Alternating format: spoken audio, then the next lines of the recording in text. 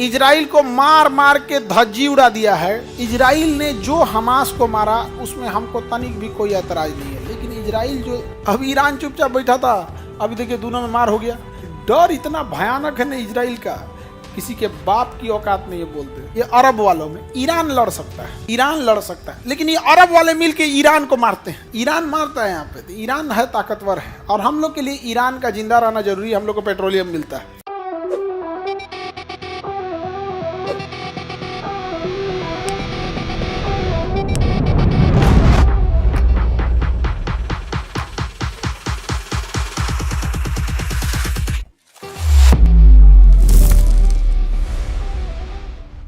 मिस्र का यह एरिया कट गया, चला गया एशिया में। इसका नाम है सिनाई प्रायद्वीप। क्या नाम है?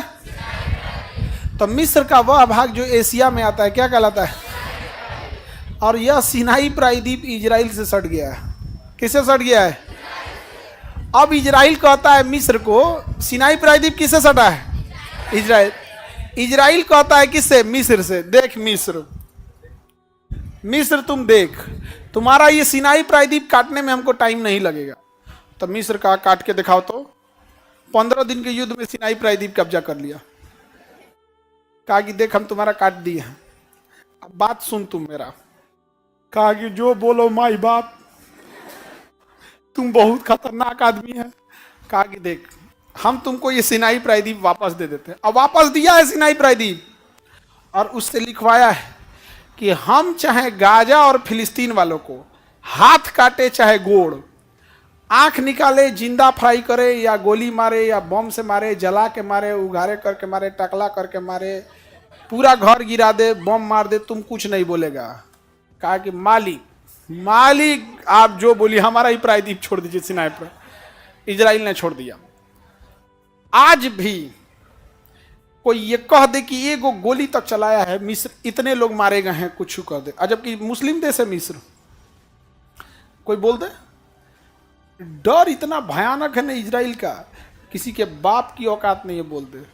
ये अरब वालों में ईरान लड़ सकता है, ईरान लड़ सकता है, लेकिन ये अरब वाले मिलके ईरान को मारते हैं कि तुम शिया है, हम सुन्नी हैं। नहीं समझे? ईरान मारता है यहाँ पे, तो ईरान है ताकतवर है, और हम लोग के लिए ईरान का जिंदा रहना जरूरी है। हम लोग को पेट्रोलियम मिलता है, बाकी हमको ईरान से कोई मतलब नहीं। एक पाकिस्तान को काउंटर करने के लिए ईरान है, और दूसरा क्या है? पेट्रोलियम। समझ में आ गया कि नहीं आ गया? किसी को कोई दिक्कत? मिस्र अब शांत है कि नहीं है? हाँ, इसका हिम्मत है इजराइल को बोल दे। इजराइल ने कहा गेट बंद कर दो, तो मिस्र कहा क्या है? तो कहा कि पड़ाक दे देंगे, अब फिर सवाल पूछेगा, अभी हम इनको इन सब पे बम गिराना है, भाग जाएगा सब। तब कहा कि बम मारना है, तो मिस्र ने क्या कर दिया? गेट बंद कर दिया। बॉर्डर का क्या कर दिया? गेट बंद कर। कहा कि पानी उनी मत भेजना। कहा ठीक है पानी बंद कर दे। फल वल मत भेजना, नहीं खाना सब बंद करो। क्या है? कहा भूखे मारना है, अभी पियास करके मारना है, बम गिराना है। गेट बंद कर दिया। इजराइल ने मिस्र को फोन किया कि गेट फान रहा है सब। इजराइल ने कहा हम सेना लगा देते हैं। सेना लगा के तरतरा के गोली चलवा दिया। कहा कि उधर मरो, उधर मरो, मरो उधर। गाजा वाले को उधर भेजा। अब बम गिराया, धाए धाए एकदम धड़ाधड़ बम गिराया, और सब गाजा के लोगों को छितिर रितिर कर दिया। अब मिस्र एकदम चुपचाप देख रहा है। समझ में आ गया कि नहीं आ गया? कई आदमी हमसे कर रहा है, खान सर आप क्यों कर रहे हैं? भैया जो बगल में वो कुछ करिए नहीं पा रहा है, हम पटना में बैठ के क्या करेंगे? हम पटना में बैठ के क्या कर लेंगे? यही कर सकते हैं जैसे आप लोग कर रहे हैं, बस इजराइल को बद्दुआ देंगे। नहीं समझे? ये देखो, बद्दुआ और गाली वही देता है जो लड़ नहीं पाता है।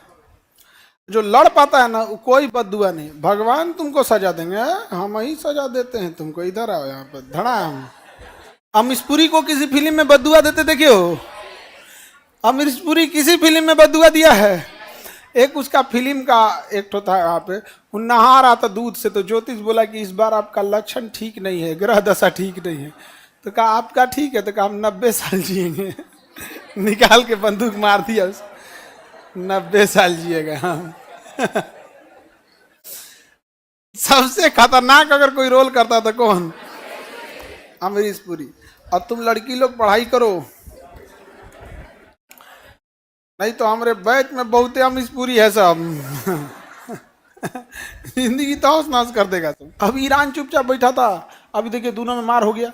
अब हम लोग के लिए दिक्कत ये है कि हम लोग का ईरान से बड़ा अच्छा संबंध है, और अगर ईरान गया तो अफगानिस्तान जाने का रास्ता बंद हो जाएगा, क्योंकि हम पाकिस्तान से तो ईरान जा नहीं सकते। अब ये पाकिस्तान है, ये इंडिया है, यहाँ पर इंडिया है, तो हम यहाँ से ईरान जाते हैं, ईरान से यहाँ जाते हैं। ईरान अगर युद्ध में चला गया तो हम लोग का सेंट्रल एशिया में जाने का रास्ते बंद हो जाएंगे। क्या अभी हम लोग इराक और सीरिया का यूज कर सकते हैं?